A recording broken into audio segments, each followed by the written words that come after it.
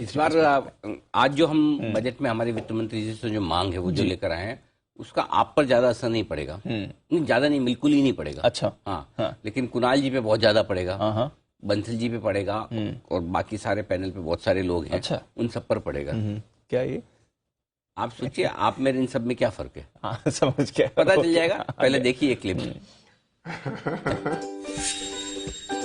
क्या आपको पता है कि बच्चों की पढ़ाई और उन्हें हॉस्टल में रखने पर आपको टैक्स में मिलती है छूट? नहीं मालूम?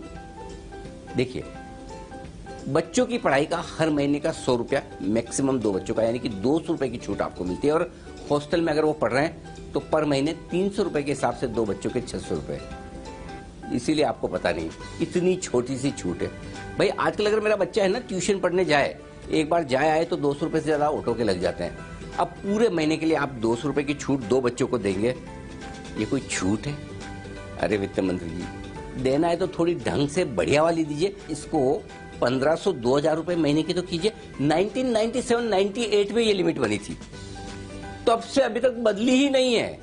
और आपको तो पता है आजकल पढ़ाई कितनी महंगी हो गई है ना, पता? तो फिर प्लीज वित्त मंत्री जी, इस एग्जेम्पशन लिमिट को कम से कम 2-3 हजार रुपए की तो कर ही दीजिए, बदल दीजिए।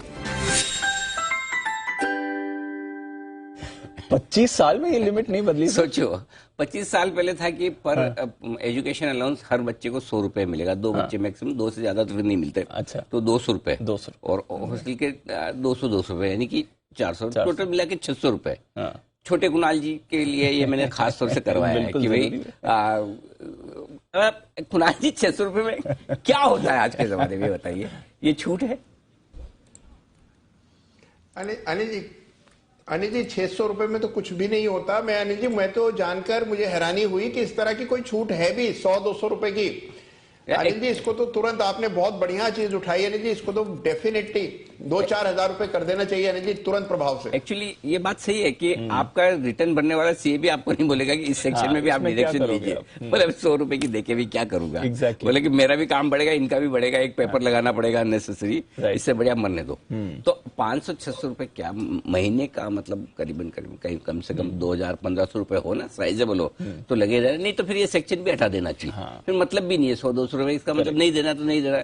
97-98 से जो चल रहा है अब उसको खत्म कर दीजिए। ढूंढ के कहां से लाए सर? मतलब ये काफी, ये तो बहुत छुपी हुई चीज है, तो काफी अननोन चीज है। बिल्कुल दीप, हमने कोशिश की कि इसी तरह की चीजें जो क्या होता क्या है कि प्रॉब्लम ये कि ये ऐसी चीजें ना जो नजर में नहीं आती और इसीलिए इसका डिस्कशन नहीं होता। लेकिन इसमें बदलाव की जरूरत है। सुमित जी की भी डिमांड है। सुमित जी, आप कितनी छूट चाहते हैं? अनिल जी, ऐसी छूट है, ये आपने जो बताया कि पता ही नहीं है कि ऐसी छूट मिल रही है या नहीं मिल रही है, क्योंकि नजर में नहीं है। अनिल जी, नर्सरी के अंदर लाखों रुपए लग रहे हैं स्कूलों के अंदर। ये 2000-3000 रुपए भी मेरे को लगता है कुछ काम नहीं आने वाले। 20,000-30,000 रुपए की छूट अगर महीने की मिलेगी तब जाके 2 लाख 3 लाख रुपए की छूट पूरे साल में आएगी। नर्सरी के अंदर अनिल जी 4-4, 5-5 लाख रुपए लग रहे हैं। मेरा पूरा एमबीए हो गया था अनिल जी इतने रुपए में। नेगोशिएशन के लिए ठीक है, आप 20-30 हजार से मांगेंगे या 100-200 से आके 5-4 हजार पे सेटल हो जाएगा वित्त मंत्री जी और आपके बीच में। ये आइडिया ठीक है, लेकिन ये हमारी बड़ी मांग है। हम आपके सामने ध्यान में लाना चाहते हैं कि इस छूट में बदलाव करने की जरूरत है।